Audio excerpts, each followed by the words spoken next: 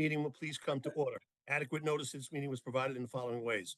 Notice published in the Courier News, notice posted on the bulletin board of the municipal building, notice made available to the township clerk, notice sent to the Courier News and the Star Ledger. Will the clerk please call the roll? Mr. Weissman, Here. Mr. Tillery, Here. Mr. Patel, Mr. Reggio. Here. Roy's here. Mr. Blount, Here. Mr. Hidaka, Here. Mr. Mitterondo, Here. Mr. Ellie, Here. and Chairman Cahill. Here. Will everyone please stand to a salute to the flag? I pledge allegiance Allegiance to the flag of of the United States of America and to the republic and for to the which it republic stands, for which it stands, one nation, under God, indivisible, with liberty and justice for all. Justice for all. Mr. Keneally, are there any changes to tonight's agenda? Yes, we have two changes tonight. Anyone here on MSN Pharmaceuticals on Duke Road, that will be adjourned until December 11th with no further notice by the applicant. On NDK Realty, South Washington Avenue, that is being adjourned until November 13th with no further notice by the applicant. Those are all the changes I have. Thank you, sir. Let's go to item number 6, 25-ZB-43V. Tillicraj Sony. Good evening, Mr. Cahill, board members, board professionals. My name is Tim Arch. I'm an attorney licensed in the state of New Jersey, and I'm here representing Mr. Sony. This is an application for 321 Hamilton Boulevard. I believe that Mr. Sony was in front of your board previously representing himself on this application, and that he provided testimony. And my understanding is that the board had some concerns with specifically one of the variances that was being requested. So just to remind the board, this is a application for a addition to an existing single-family home in the R7.5 zone. The purpose of this home addition is because Mr. Sony is getting older. His son and his son's wife and 2 children intend to move into his home to help care for him. And obviously, it's important for Mr. Sony to still maintain his independence and privacy, and they don't want to be obviously on top of each other all the time. Mr. Sony's son, who I believe is here tonight, and who I believe is the one that testified earlier, he works from home, which is very convenient for caring for his father, but also obviously requires adequate workspace as well. So the variance at issue that the township staff was concerned about, as I understand it, is the request for lot coverage. The original plans that were submitted proposed a 23.9% lot coverage, and admittedly, that's a significant departure from the permitted 20%. So in response to the board's suggestion, my client went back to his architect and we resubmitted revised plans with a proposed coverage of 22%, which I think represents a substantial reduction. But even with that reduction, I understand that your board professionals requested the coverage be reduced more, and I certainly respect your opinion. Jonathan's opinions and the other professionals' opinions. But one of the things that I also respect so much about this board, and I've seen it more times than I can count, is a willingness to come to a reasonable compromise. So briefly, I would like to see if I can convince the board that 22% is acceptable. I'm also going to show my hand a little bit and let you know that my client has worked really hard with the architect, and we're willing to compromise. And we think that we can reduce it even further to 21.5%. So if you're not willing to allow the reduced 22%, I think 21.5 is a reasonable compromise. But I have 3 points that I want to make briefly, and hopefully after I make those points, you'll see things our way. And so with that said, I am going to share my screen, and I will certainly be brief.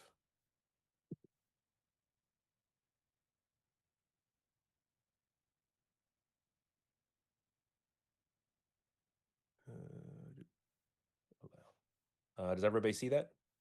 Yes. Okay. So this is the left side elevation architectural of the 22% revised plans. The point that I want to make is, so this is the left side, which means that the front of the building, the front of the house that's facing the street is to the right. And as you can see, that's all the existing home. And all of the addition would be in the back, the rear of the home. And actually, the roof line sits underneath the peak of the existing home. And the reason that I wanted to highlight that is because, quite frankly, from the front of the house, you're not going to see any difference. It's still going to look exactly the same from Hamilton Boulevard. All the new massing is going to be in the rear of the home. And so, quite frankly, it's not going to create any additional bulk or mass that you can see from the street. So it's actually going to look exactly the same. I also want to show you a Google image, which I will mark as Exhibit A1. And this is just a Google image of the home as it is now. We marked out the 25-foot rear yard setback and gave a rough estimation of what that is going to look like, what the addition is going to look like in terms of where the home is now. Again, as you can see off of Hamilton Boulevard, you certainly won't be able to see the addition. But I also want to highlight, if you look at the home that's directly to the right, that has 311 right there, it's really in line with the other sort of massing of the home and the additional outcroppings of that home. But if you look to the house that's also right here to the left, 323, this one is actually a little bit, sticks out a little bit farther into the rear yard than what we're proposing. So certainly it's consistent with that coverage. And then if you look at this big boy over here at 335, this is quite a bit larger than what we are proposing with our coverage. So the reason I'm showing that is just by way of explaining that obviously the homes that are right there, the size of this house is going to be consistent with the surrounding neighborhood. And then finally, and I know this, and I understand this, and my client understands that each property is unique. And so, what the board has done in the past on one property certainly doesn't set any sort of a precedent for what it's going to go in the future. But I do want to just note, I did compile a few resolutions from this board over the last year or two. And I just want to point out, we have one here, I believe, we have one here. Oh, sorry, that's not the first one. Let me go all the way up to the top. There's quite a few. I'll go quick. So we have one here. I believe this is a typo, the mask 30%. I think that's supposed to be 20%, but this home was 26.83 building coverage that was granted. The next resolution is indicating 24% building coverage. There's another one that's 22.7% building coverage. There's one here, 23.4% building coverage. One here that is 31.9, which quite frankly, that's we're not asking for that. That's too much. So we would not ask for 31.9. One here, 22.9% building coverage. Again, another 24.7% building coverage. I think we get your point, sir. So again, I understand each one is different, and that doesn't We're all mean unique, absolutely. But yes, but the board has granted these in the past, and so we ask that we've really made steps to try to do, in the spirit of what the board asked us to do, to come back and compromise. And I think 22% is a fair compromise. But as I said before, if we have to go down to 21.5, my client is willing to do that as well. So thank you. And I appreciate the time to make our case. Thank you, Tim. Jonathan, just for clarity for the board, could you touch on some of the specs that we have on this, the site impact? Sure.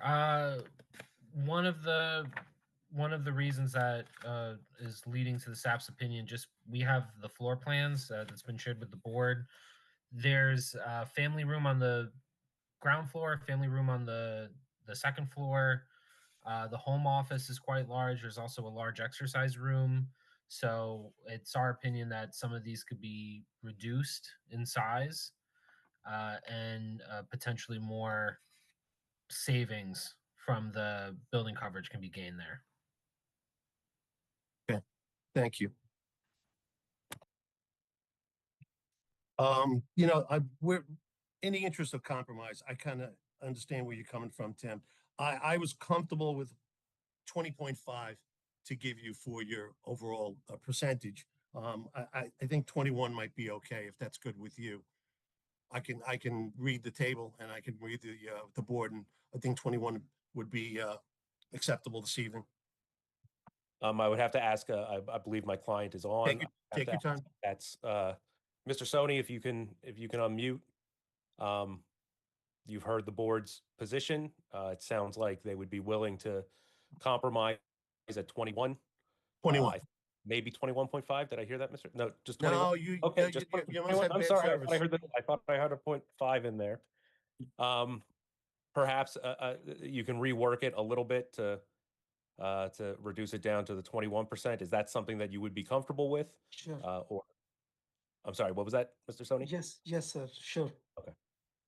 Thank you. We would be agreeable to compromise at the 21%, Mr. Cahill.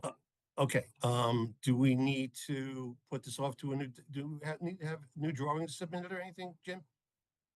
Yeah, Jonathan, to see whether or not he thinks he can do it after the resolution, or whether or not he'd I'd like to like see. to see the drawings first, if that's possible. Sure.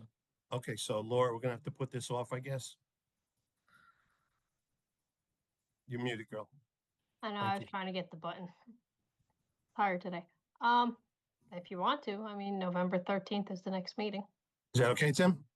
Yeah, can I just make one request that if once we show the drawings, if Jonathan is satisfied with that, would it be okay if we did not appear at that, if we get the okay from Mr. Mizrahi? I just don't want to charge my client again for an appearance for if it is just something that the board. That's acceptable to me. If that's the Jim, is that cool?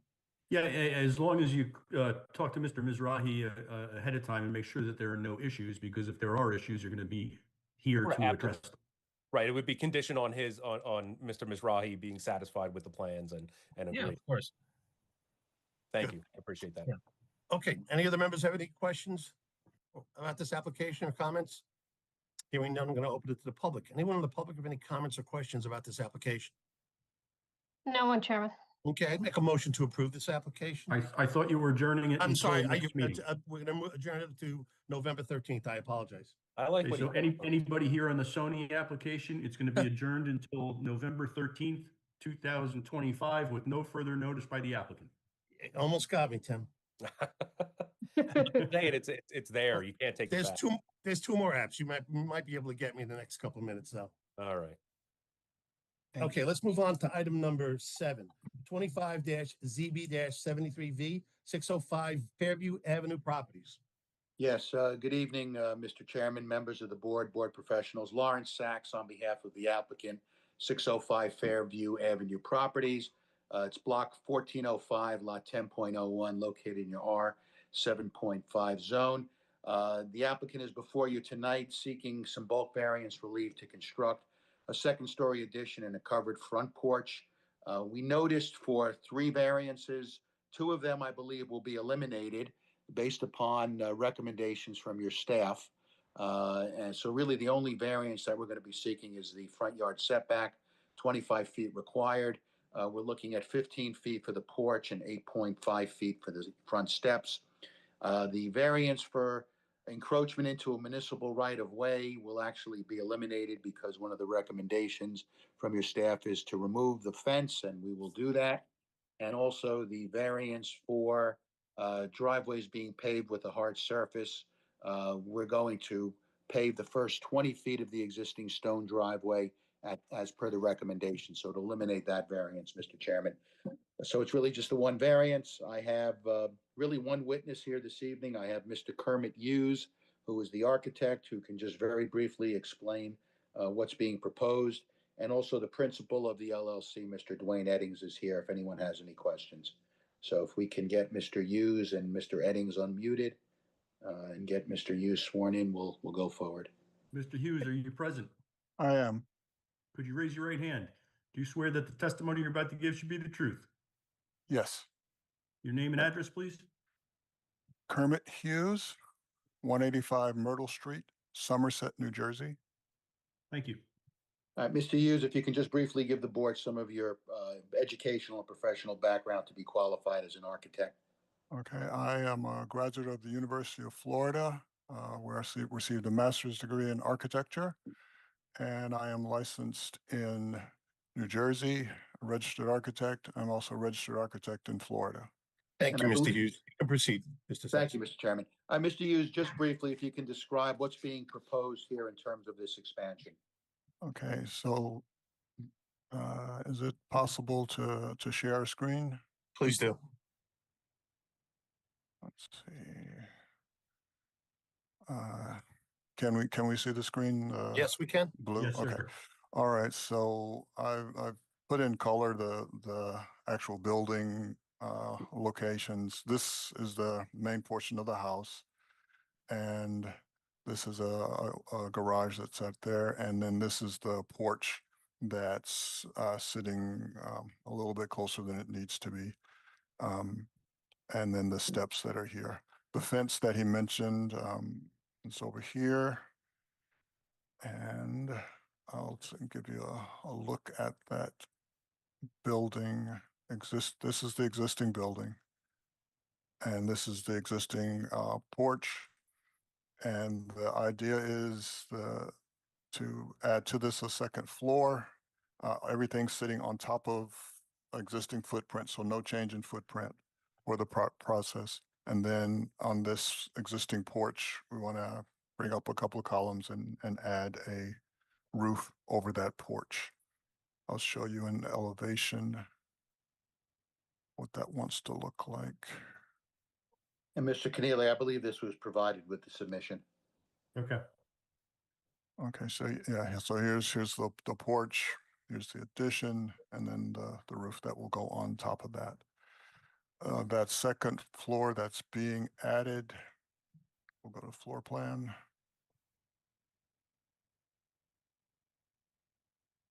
That second floor that's being added will come up these existing stairs. This is the existing first floor. We'll come up the existing stairs. To the right, there'll be a bathroom, then a bedroom, and down to the master or primary bedroom, and then it has a bath and a walk-in closet and a bedroom. So there will be 3 added to the second floor, and then the ground floor existing, there was already a bedroom there. All right, so we'll have a total of 4 bedrooms with obviously a very nice renovation to an existing dilapidated structure. So really the only variance then that we're seeking then is not necessarily for the second floor addition, it's for the front porch, which is encroaching into the front yard setback. Is that correct? Yes. Okay. And one of the comments in the staff report dated October 16th, 2025 is in site impact, talks about the proposed side yard air conditioner shall be fully screened from the street and neighboring properties with a fence and or landscaping, and we will agree to do that? Yes, we will. All right. All right, and then the second point, the covered porch shall create an encroachment into the front yard setback of 15 feet. There's a request for us to discuss the need for the covered front and rear porch. I'm assuming the need for the covered porch is to protect anyone from the elements as they're getting into the house. And secondly, it would provide obviously a sitting area outside as well. That is correct. Okay. Okay. And Mr. Chairman, I think I've already mentioned the existing fence. Comment 3 was the existing fence to be relocated out of the township right of way. We will do that. And the last comment was that request to pave the first 20 feet of the existing stone driveway, and we'll agree to do that. And by doing that, we'll eliminate those other 2 variances. So the only variance then that we're seeking is for the front yard setback. Mr. Chairman, I don't have anything further. Certainly, if there's any questions, we can entertain those. Jonathan, did you want to elaborate at all? Yes, thank you. The only thing I want to add for the record is the required setback for this is 25 feet. So this is going to be a 15, they're requesting a 15-foot setback where 25 is required. Got it. Okay. Less if you include the steps. Right. Right. Is there any wiggle on that? Mr. Sachs? I'm sorry, Mr. Chairman, I didn't hear you. Is there any wiggle room on that? Well, I don't think so because we want to obviously want to get the second floor in there, and that's obviously going to sit on top of the covered porch. I mean, as you can see now, the house is really, almost a knockdown. But Okay. we're trying to save the actual footprint itself. So Understood. Understood. Any other members of the board have any questions or comments? Hearing none, we're going to open it to the public. Anyone in the public have any questions or comments about this application? No one, Chairman. Okay, close the public portion, and I would make a motion to approve this application as is. Can I get a second? I'll second. Thank you. Call the roll. Mr. Weissman, Yes. Mr. Tillery, Yes. Mr. Reggio, Yes. Mr. Blount, Yes. Mr. Hidaka, Yes. Mr. Mitterondo, Yes. Mr. Ali, Yes. and Chairman Cahill. Yes. Thank you very Sack, much, we'll Mr. Chairman. Memorialize this Appreciate at it. our next meeting. Thank you, Mr. Keneally. Good seeing you. Have a Take good care. night. Okay, Have a good night, gentlemen. you too. Thank you. Okay, let's move on to item number 8, 25-ZB-72V, and Nor Academy Incorporated. Thank you. Good evening again, board members, board professionals. Tim Arch, attorney licensed in the state of New Jersey, here representing Ann Nor. Also present tonight is Shomail Malik, who is the director of the Ann Nor Academy. You may recall we've been in front of the board with Ann Nor a couple different times. If you do recall, over at the 399 Hose Lane property is where they're currently in the process of trying to construct their new school space. In the interim, we were in front of your board asking for a temporary use to allow that school to take place at 1000 Hose Lane, which is the Muslim center of Middlesex County. And you graciously did grant us that ability to use that last year for last year's school year.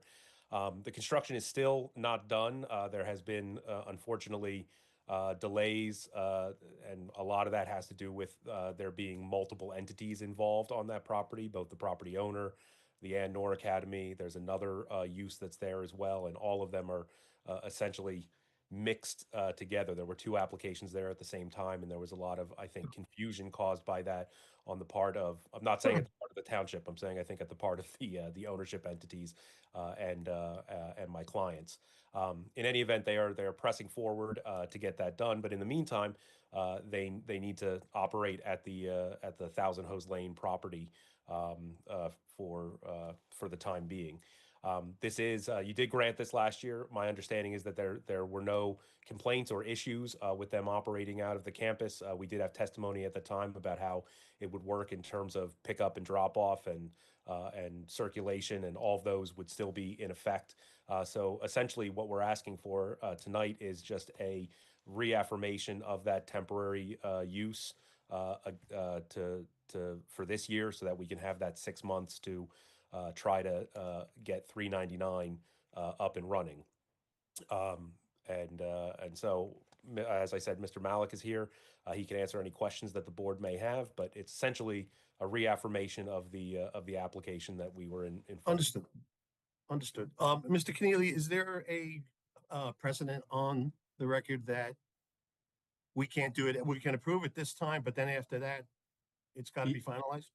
The temporary use permit permits 2 6-month temporary uses. This would be the second one. The ordinance does not permit a third. Okay. And we recognize that. We understand that. Thank you for the clarification. Appreciate it, Mr. Keneally. Any other members of the board have any questions or comments? Hearing none, I'm going to open it to the public. Laura, anybody in the public have any comments or questions about this? No, Chairman. Okay, close the public portion. I grant them another 6 months. Can I get a second? I'll second it. Please call the roll. Mr. Weissman, Yes. Mr. Tillery, Mr. Reggio, Here. Mr. Blount, Yes. Mr. Hidaka, Yes. Mr. Mitterondo, Yes. Mr. Ali, Yes. and Chairman Cahill. Yes. We'll memorialize this at our next meeting and send it to you. Thank you.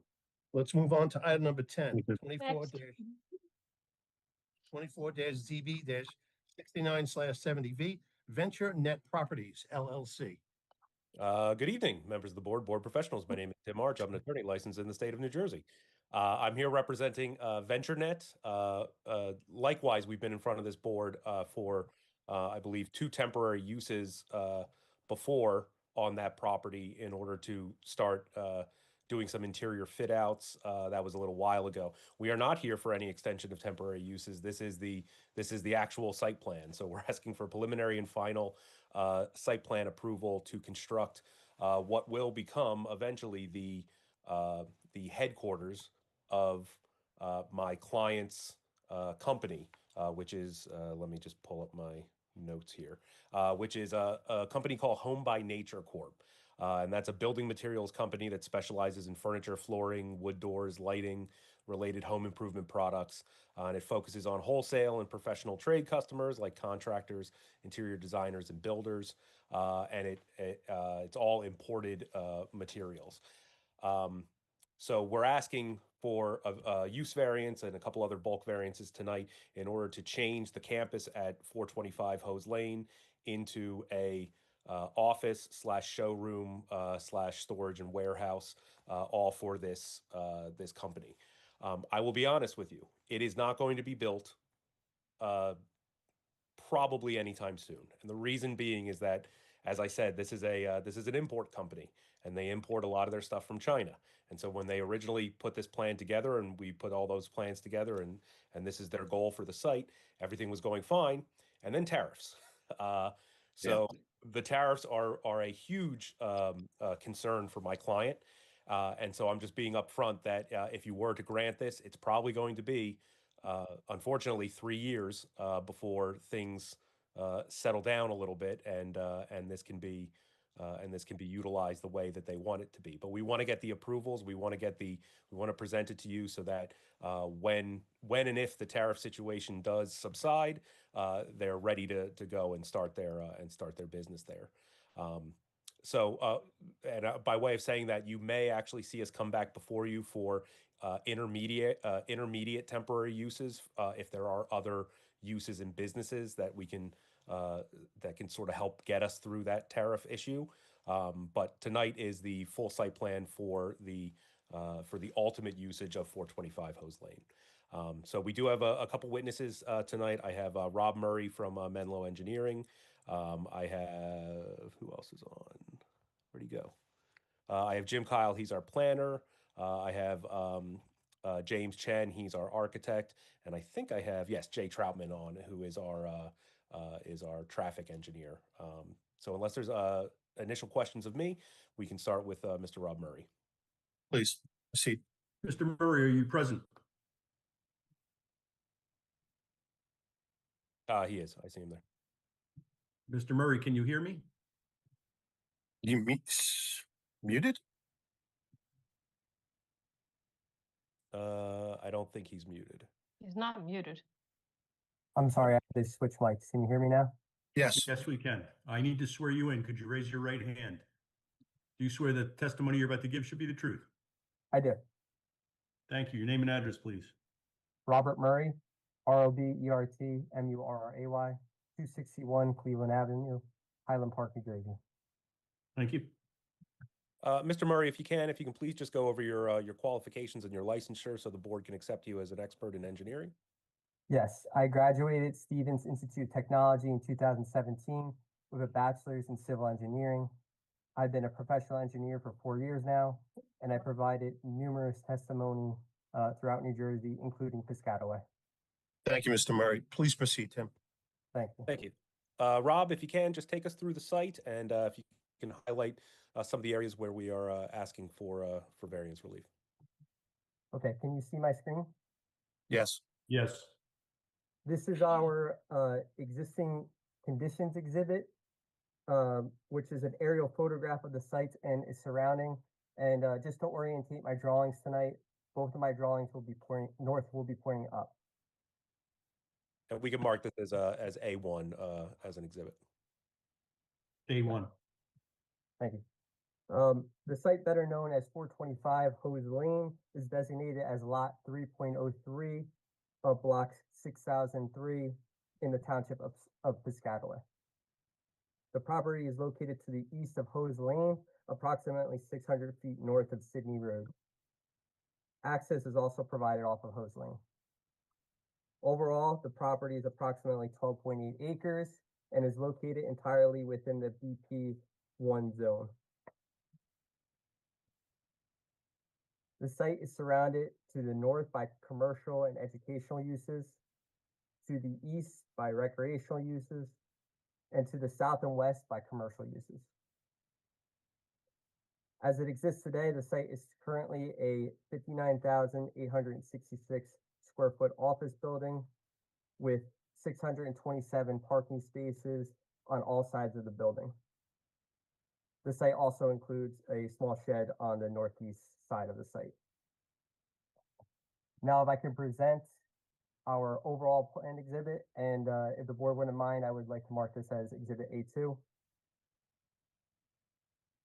This is A2. a colorized rendering of our site improvements with an aerial background. The applicant is seeking to demolish a portion of the existing parking area to construct a 46,249 square foot building addition on the east side of the site. This will be used for product assembly, shipping, and receiving.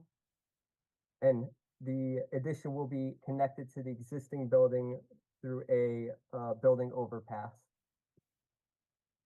The site includes circulation around the proposed building with a minimum of 24 foot wide two-way drive aisles on all sides except for the east side, which is a 20-foot wide one-way on the east side of the building. This is enough to provide safe and adequate circulation. The site parking includes 390 physical spaces with 16 EV credits for a total parking count of 406 spaces where 413 is required. These spaces will be 9 by 18. The building will also have 4 dock positions on the east side of the building. These will be 14 by 46 feet, where 12 by 50 is required, so a waiver is being requested. On the north side of the building, there will be 6 truck parking spaces that will be 12 by 46. And the site will utilize existing on-site utility to bring utilities to the proposed building. Site improvements also include lighting and landscape. This landscape includes 35 deciduous trees, 61 evergreen trees, 69 shrubs, 320 ground cover, all of this meeting the requirements of the ordinance. Lighting includes 2 pole-mounted lights that are 25 foot high, 14 wall-mounted LED fixtures ranging from 16 to 26 feet high. This provides a minimum of 0.3 foot candles and an average of 0.7 foot candles in the parking areas, which provides safe and adequate lighting meeting the township standards. The site is considered a major development because it serves more than an acre. We accomplish all stormwater management requirements by a reduction in impervious pavement and motorized surface. And this meets all the NJDEP stormwater management requirements. Variants in existing nonconformities include accessory building rear yard existing nonconformity. The setback is 14 feet where 15 is required. Waivers include two-way aisle width of 24 feet. 24 foot is where 24 foot is proposed, where 25 foot is required. The loading length is 46 feet long, where 50 is required.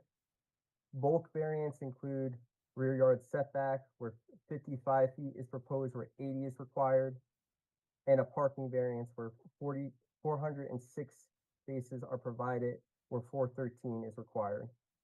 And lastly, a use variance as previously stated by Tim. I've read the board's professional letters. We have no problem with satisfying these comments, with the exception of comment 5 of the Township of Piscataway Engineering and Planning. Comment number 5, we respectfully ask that the applicant only be required to repair the damaged asphalt and curbing and not mill and overlay the entire site and repair all site curbing. And that concludes my testimony. Thank you. Mr. Murray is available for questions. Yes. Jonathan, you want to touch base on some issues here with the site impact? Sure. From my site visits out there, I think if we were to just repair the asphalt in pieces, it's going to look like a patchwork. You're putting in a significant investment by proposing this assembly building warehouse structure. So in our opinion, it makes the most sense to mill the entire surface course for the site to make sure that it's safe and cohesive. If I can make a suggestion, since we don't know we don't know when this is actually going to occur, it's quite possible that the condition, it's not going to get better. It may deteriorate by the time we actually do this. So it may certainly be necessary that full mill and paving be done. I would just ask, and we've done this in other applications, that if we could have it indicate that if the professionals are willing to do a site visit at the time that we are proposing to do the construction. And if there are any areas where maybe there could be some cost savings, that they would suggest that. But if they feel that a full mill and repave and curb replacement is necessary, we would do that in the board's or the professional's discretion. Okay, Jim, would we want to handle that through a developer's agreement or condition that? I can certainly include that as a condition of approval. Okay, and maybe we can. And Mr. Art, correct, we have done that in other applications. Correct. And to be honest, like I said, it's not going to get better on its own. It would only get potentially worse on its own. So I imagine that it probably will need a full mill and repave at a certain point. But just want Okay, Rob, can you speak on the fiber optic conduit at all?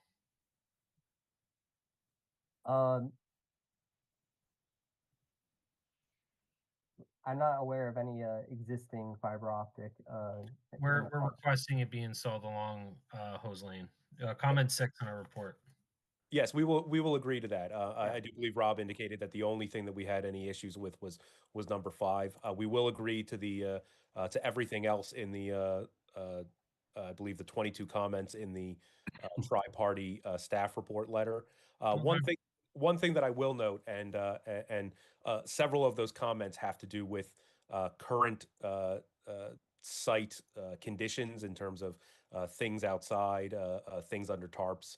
I can certainly report that I believe 99% of all of the issues that the township has pointed out have been abated and have been cleaned up. The only thing that is still remaining on site is a little bit of scaffolding, which will hopefully be gone within the next week or two.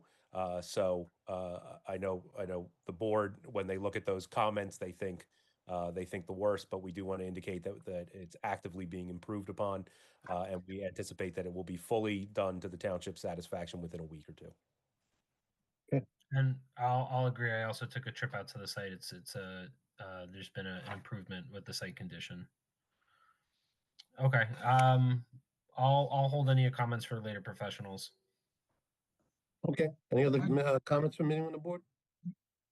Mr. Chairman, I have a couple questions. Sure, John. The outside lighting, you're proposing 25-foot high poles? Correct. Are there any other poles on site? I believe there are. Are they 25 feet high? I don't have any information on the height of these poles. Can we agree that the new ones won't be any higher than the old ones? Because I've been to the site, I don't think they're 25 feet high. But I didn't get a ladder out and measure them, so. I stay off ladders now. I was going to say, I think there was some bad blood there between you and Mr. Chadwick.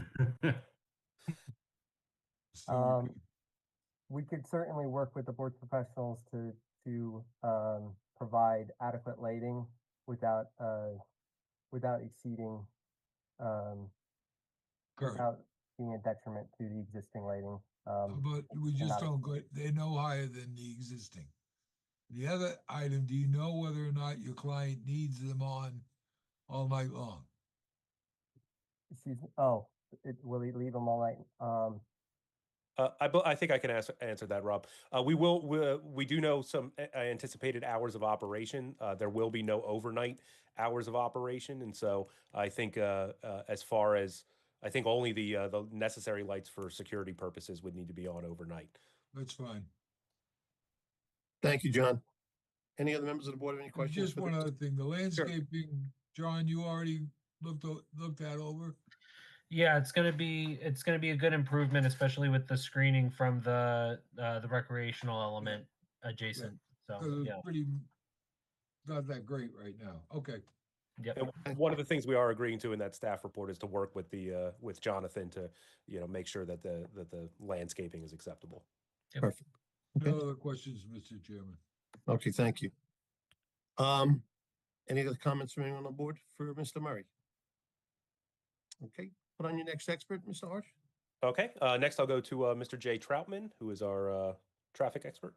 Good Mr. Trout evening. present. I'm here. Okay, do you swear that the testimony you're about to give should be the truth? Yes, I do. Okay, your name and address, please. Jay Troutman, McDonough and Ray Associates, 105 Elm Street, Westfield, New Jersey. Thank you. Jay, if you don't mind, if you can please put your qualifications and licensures on the I record. believe Mr. Troutman has appeared as a traffic engineer before this board on prior occasions. Yeah, but you don't know Yes. what you did in between. You can proceed, Mr. Harsh. Okay. Thank Thank you. So Jay, if you can, you've analyzed the site. If you can please just go through your expert analysis. Yes, from a traffic impact standpoint, we're repurposing an existing site that previously operated as office space. This actually results in a reduced traffic impact due to the change to warehouse and showroom space for a lot of the site. It's about 100 trip decrease on a weekday morning peak hour, about 90 trips on a weekday afternoon peak hour. In my review of this particular tenant's operation, I would think that their operation is going to be even lower than what the ITE would predict. Again, another favorable traffic matter. 2 existing driveways on Hose Lane. Those driveways have adequate design geometry, site distance, and capacity for the site-generated traffic movements. The on-site traffic pattern is adequate for the site-generated vehicles to safely access parking spaces and loading areas. And the on-site parking supply is also adequate for the proposed tenant. Jay, real quick, I know that we had asked our client to provide some anticipated truck and vehicle activity. If I can just get your confirmation that I believe our client indicated approximately 3 to 5 commercial truck trips a day for about maybe 20 to 25 weekly trips. Is that what you recall? Yes. And is that and I believe you answered already, but that's significantly lower than the ITE estimates. Yes, that's lower than a generic ITE warehouse. And I believe they also indicated that the majority of their trips would be box trucks and cargo vans, but there'll be the occasional 40-foot container truck. Right, that's correct. And again, that's a lower expected impact than what the ITE sort of generics would anticipate. Correct? Yes. All right. I have no further questions for Mr. Troutman. Any other members of the board have any questions, Mr. Troutman? Hearing none, let's move on to your next expert, sir, Mr. Arch. Okay, our next expert is Mr. James Chen. He's our architect. Mr. Chen, are you present? Yes, Could you raise your right hand? Do you swear that the testimony you're about to give should be the truth? yes, I do. Your name and address, please. My name is Wu Chen. People call me James. 22 Millstone Road, Princeton Junction, New Jersey. Thank you. I'm the principal of JWC Architect Engineer. Mr. Chen, I believe you've been accepted as an architect in front of this board before. I would ask if the board wants to know any more of your credentials, or if they will accept you as a. No, let's just proceed at this point. Thanks. Thank you. Mr. Chen, if you can, please just go through your architectural testimony, and I'm going to ask you a couple questions more about the operation, because I know that you've discussed that with our client. Okay, can I share a screen of the floor plan? Please do. Can you see the plan? Not yet. Okay, loading. There Oh, we there go. we go. Okay. There it is. okay, the proposed building is a one-story right angle shaped structure with 40 feet, 42 feet by 34 for the structure bay. Is a pretty regular. When we first initiate this layout, we are very sensitive to the surrounding, how this presumed bulky warehouse going to be impacted from the street level. What we have decided is to make the building length to be lined up with the existing building. So from the street, it's pretty much no exposure. We also set up the building at the 30 feet as what the manufacturing and the packaging, the building height, and no higher than the existing building. And we also treated this building facade as very compatible to the existing office building. So it doesn't look like a building addition out of place. We try to use the similar building color, the panel, to make the outside look as uniform as possible. So it looks like a grow together. We have no changes on the traffic inbound and outbound. Let me go to the actual layout. It's a one big open space with two sides of bathroom and the utility. And the building had connection, the entrance to the existing office building. Well, it's necessary to move some product in and out. Other than that, it's just one big open space. It will be steel structure with a metal deck roof. We have a full loading portion here.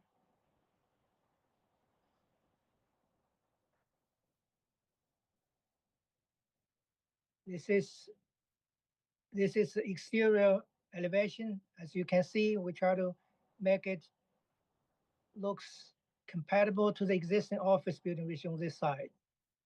And there is a big canopy separated both building, but make some protection for the people going inside, outside to this between these two buildings. I'm open for any question you have.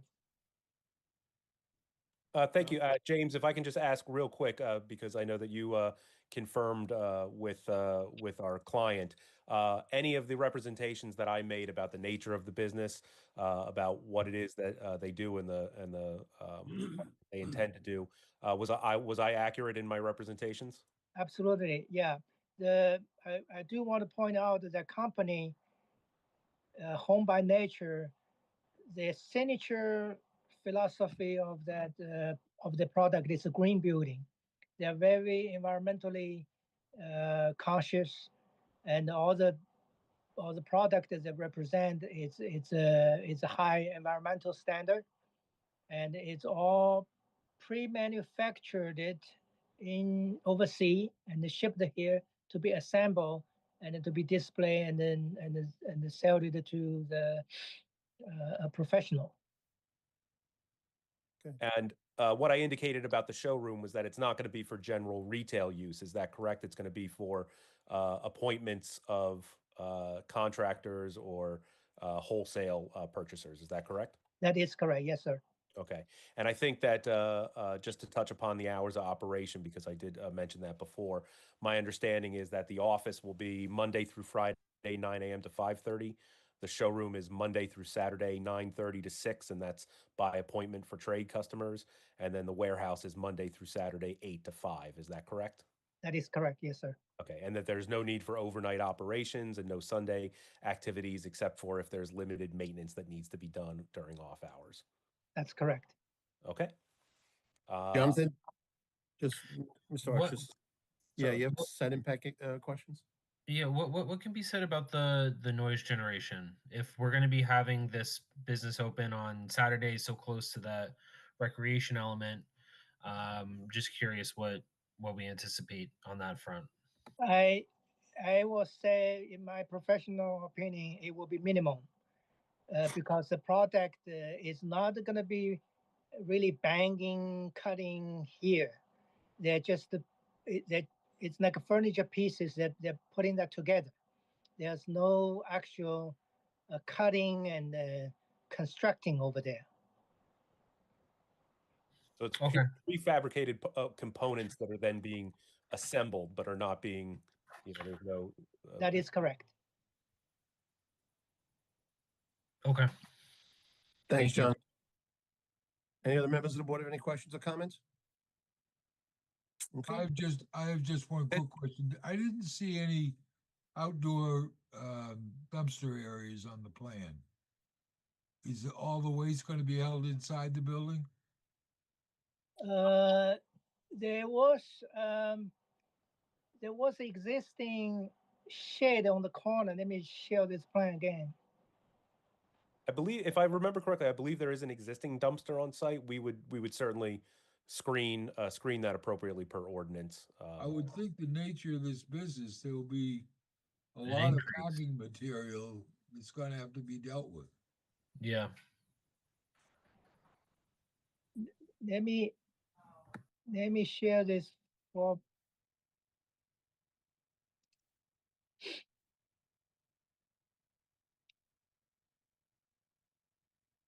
You're up, Mr. Chen. Okay. This area in the corner. Right. There's existing storage shed, and also What's in it now? I do not know. I didn't get it was locked. There's some shade was locked. I didn't get a chance to see what they have inside secretly. I mean, I would think there's going to be considerable packing material based on shipping it from overseas here. I mean, we could basically assign someplace inside this new building as a recycling section, or figure out what the needs are going to be. I think that little shed in the back it might have been adequate for the office uses, but I don't think it's adequate. Yeah, it looks a little small. We can certainly agree that we can designate area inside internal trash storage, or if any revisions need to be made on the site plan to indicate a trash area. Well, we would appropriately screen them as well, as long as they don't trigger any variance. Would it be possible to indicate in there that if we do need any outdoor, it would be reviewed by the professionals, and as long as appropriately screened and doesn't trigger any variances? I'd be very comfortable with having an indoor space, and if you need to change that sometime in the future, then you can deal with that. I think that would be fine then. We would agree to maintain that inside, and if that is not feasible, we'll come back to the board. We just don't want this stuff piled up over in the corner someplace. Oh, understood. Thanks, John. Any other members have any question? All right, Tim, put on your last expert. Last expert is Mr. Jim Kyle. He's our planner. Mr. Kyle, are you present? Yes, I'm here. Could you raise your right hand? Do you swear that the testimony you're about to give should be the truth? I do. Your name and address, please? Sure. James, last name is Kyle, Kyle. It's 2 East Broad Street in Hopewell, New Jersey. I believe Mr. Kyle has appeared before this board as a professional planner in the past. Thank you, Mr. Keneally. You can proceed, Mr. Arch. Thank you. Jim, if you can, please just give the board a bit of your professional opinion. Sure. So just to let the board know what I did in preparation, I've visited the site. I've reviewed all the plans in the application that was submitted. I've reviewed the township master plan and ordinance, as well as the memos from the board's professionals. Also visited the site as well. I'll kind of dispense with the background and the site setting, since Mr. Murray already covered that, and we'll jump right in. So we do require a D1 use variance here. There is an office component to this use. However, the wholesale aspect, the showroom, and the shipping and receiving and assembly is not permitted in the BP1 Business Professional Office District. So we do need a D1 variance for that. As Mr. Murray covered, there's also a rear yard setback for the new structure. 80 feet is required and 55 is what's proposed. There's a bulk variance for the existing accessory structure, the shed that we were just speaking about. 15 feet is required and 14 feet exists. And then we also need the variance for parking. So let's talk about the D1 variance on the use first. So we're required to demonstrate both the positive and negative. On the positive, I believe the public welfare is promoted because the site's particularly suited to the use. We have an existing large office building. It's in a non-residential zone. It's vacant. It can readily be repurposed for the applicant's intended use. Just converting portions of the office space into the showroom space works well for them. We also have a mature site with good screening to surrounding properties, including and probably most importantly, screening to the park directly to our east. So the new building that's proposed at the rear is about 30 feet, 34 feet with the parapet. So it's not going to be visible from Hose Lane, as Mr. Chen pointed out. And then we have mature screening along the back line with the park. There's a pretty good line of white pines there. I was happy to see when I was out there that they haven't done what white pines typically do and lose branches on the bottom. They're pretty full and dense. And then we're also supplementing that with some additional plantings on the north end of that. As Mr. Arch indicated, we've agreed, as Mr. Chadwick pointed out in his memo, there might be some holes that we need to fill, and we'll certainly work with professional staff to make sure that's achieved. The resulting appearance here is much like the surrounding sites. So many of them have multiple buildings. So it's not really going to result in something that's inconsistent with the area visually. We also have a good separation of grade from the park down to where the new building will be situated. There's about a 6 or 7 foot difference there. So combined with the fact, as Mr. Chen said, this building is lower than the existing office building. We think it makes a good site for this addition and then for this use as well. Really based on Mr. Troutman's traffic testimony, this is going to be a significant reduction in traffic versus a straight office use. We have adequate access and it's a good regional location for a use like this. So I think the site is suitable. It also promotes purposes of the MLUL, notably Purpose A, to promote the general welfare. So granted, the relief in this case allows the applicant to repurpose this vacant site and ensure that it remains productive. Generally, as we all know, the office market in Middlesex County has continued to suffer post-COVID. Data recently published by Colliers, and when I say Colliers, not the engineering firm, the real estate arm, shows that there's currently about a 20% vacancy rate still in the South I-287 submarket. Overall, New Jersey sits just under 25%. So here, it's a great idea to repurpose this building. And what it does is not only make this useful, but it also helps the overall vacancy situation in the market. So it makes other straight office buildings that could be released more attractive and helps on that front. So an approval in this situation, as we've described the use tonight, I believe looking at uses that exist around the site and those that are permitted in the zone, that this use is compatible. So while there is a storage component here, this is not a warehouse and distribution use. As you heard, the truck traffic that we're expecting here is between 20 and 25 a week. So certainly less impactful than some of the typical warehouse and distribution uses that we see in the region. And then also Purpose G, to provide sufficient space in appropriate locations for a variety of uses. Based on the site suitability testimony provided, I think this can be considered an appropriate location for this use. We also have to demonstrate the negative criteria. The first part of that is that there's no substantial impact to adjacent properties. As Mr. Troutman noted, and in his traffic report, the use proposed will generate significantly less traffic than just a straight office use, even with the additional floor area that we have proposed. We have a maximum here of about 25 employees across all aspects of this use. So that's significantly less than has been on the site previously. So we don't expect there to be a significant amount of traffic, as Mr. Troutman hinted to. The aspects of this actual use are much less than what the IT would suggest in the data that Mr. Troutman pulled together. as I said, the site, despite the assembly use and the small warehouse proposed, is not going to generate a significant number of truck trips in any given week, maximum of about 25. That's mostly going to be box trucks and cargo vans, and we'll have the occasional container from overseas as components are brought to the site, but that doesn't represent a significant number of trips. There's really no residential uses abutting the site. The new building will be adequately screened from the park, and again, we're willing to supplement that as suggested by staff. And then the height of the building and that grade differential really means that it's not going to dwarf surrounding properties or buildings. So overall, I think there's not a substantial negative impact to adjacent properties. Second part of the negative criteria, we have to show that there's no substantial impairment to the intent and purpose of the zone plan, and we have to meet the Medici enhanced proof, which is that the grant of the relief is not inconsistent with the master plan, and that we can reconcile the fact that this is not a permitted use here in this zone. So the purposes of the ordinance in section 21.2 mirrors the purposes of the MLUL, and as I noted, it's my opinion that purposes A and G are promoted here. While there's no purpose statements for individual zones in the ordinance, we do have a 2005 master plan and then the 2020 reexamination report.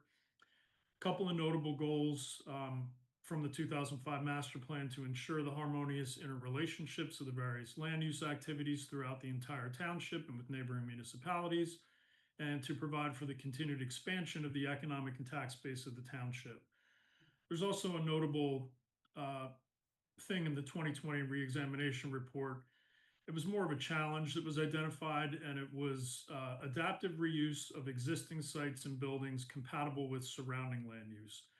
Really, when you think about it, that's what we're doing here.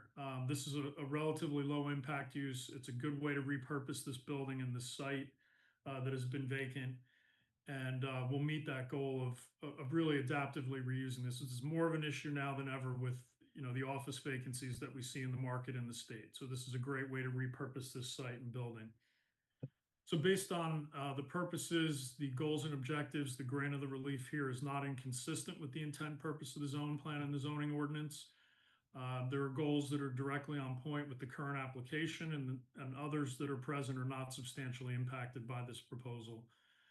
So on the Medici enhanced proof, again, not inconsistent with the zone plan and zoning ordinance, and there are adequate support in the goals and objectives for providing adaptive reuse of this site. As far as reconciliation, I think the board can find that the site is suitable for the use. The changed circumstances of the office market in the county and the state really demands that we find adaptive reuse for buildings like this that have gone vacant, and this is a good way to do that. So I believe that's the best way that we can reconcile the grant of the relief in this case. Moving on to the bulk variance relief for the rear yard setback. On the positive, I think this promotes the general welfare because it really enables the adaptive reuse of this campus. The rear is really the only location where this storage and assembly building could be put. So given the existing improvements, and the new building is really integral to the overall use of the site.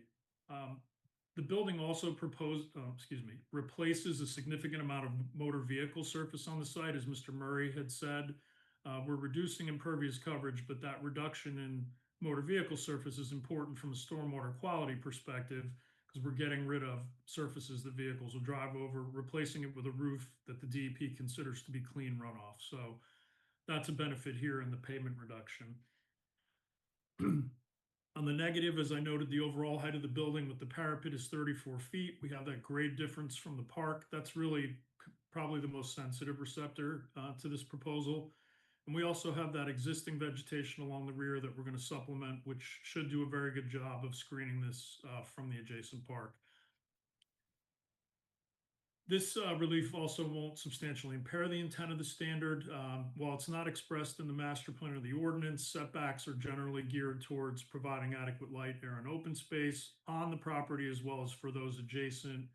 I think here, given the combination of the change in elevation and the existing screening means that we will not substantially impair that intent.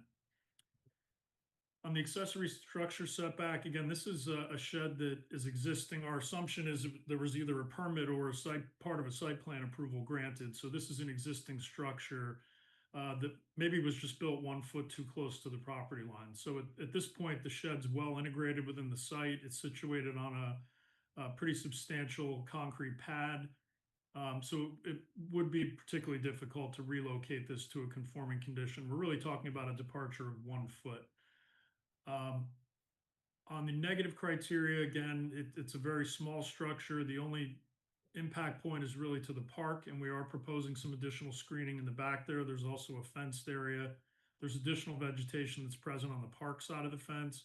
So overall, it should be well screened. I don't think it'll be a substantial impact to the park.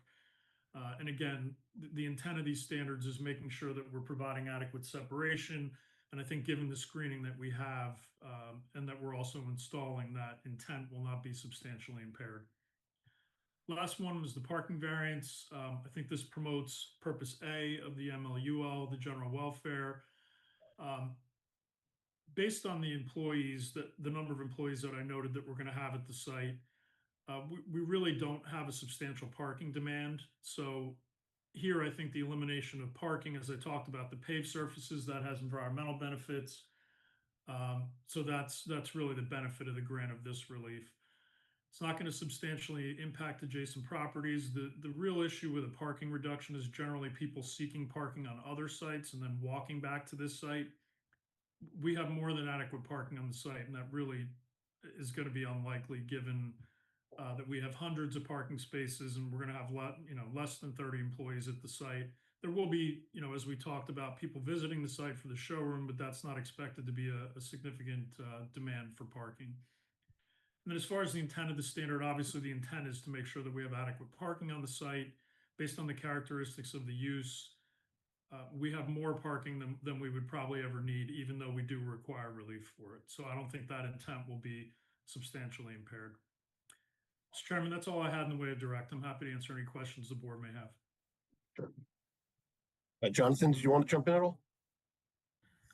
I don't have any comments at this time. I know we're likely going to need a new set of drawings and potentially a developer's agreement. So I'm going to hold my comments until we get the revised back. Gotcha.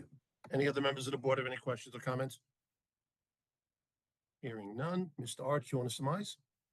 Well, this board knows it's generally my policy not to give a summation after good planning testimony. So I will leave Mr. Kyle's, I think, very good justifications as the last thing the board hears.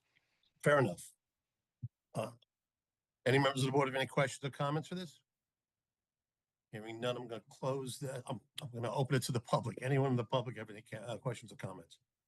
Laura? No one, Chairman. Okay. Mr. Arch, I'm not prepared to vote on this tonight. I'd like to afford the rest of the board members and myself an opportunity to go out to the site. So I would ask that we could put this off for, I would say, what do you got, Laura, next month? 13th? Yes, November 13th. Yes. Is that acceptable to you and your client? Yes, as I said, we believe that we are 99% complete of cleaning up the site, and that should be done well before the next meeting. And I would certainly want the board to see that we are true to our word and that everything is brought up to the township's liking. And it occurs to me that I believe I'm going to be here on November 13th anyway for NDK. So if I could just ask, do we need all of our professionals to be present on that day for any additional testimony? Mr. Keneally? It's up to the applicant. If you do not wish to bring your professionals, you run the risk that questions may occur from the board members based on their site visit, but that's a calculated risk that you take. Understood. Okay. And I believe that you will generate some goodwill with the board if that cleanup is complete by the time of the November 13th meeting. Absolutely. Understood. Good. Thank you. And I would urge the board members to, at your convenience, get out to that site, 425 Hose Lane, and take a look at the progress that they're making and get back to me with some feedback. It'd be great. All So right. anyone here on the VentureNet properties, it is going to be carried to November 13th with no further notice by the applicant. Thank you, Mr. Good evening. Thank you, everyone. Good evening. Let's move on to item number 12, adoption of resolutions from the regular meeting of October 9th, 2025. First resolution is Heather Pham, which you voted to approve. Mr. Patel. Mr. Reggio, Yes. Mr. Blunt, Yes. Mr. Heyduka, Yes. Mr. Mitterondo, Yes. Mr. Ali, Yes.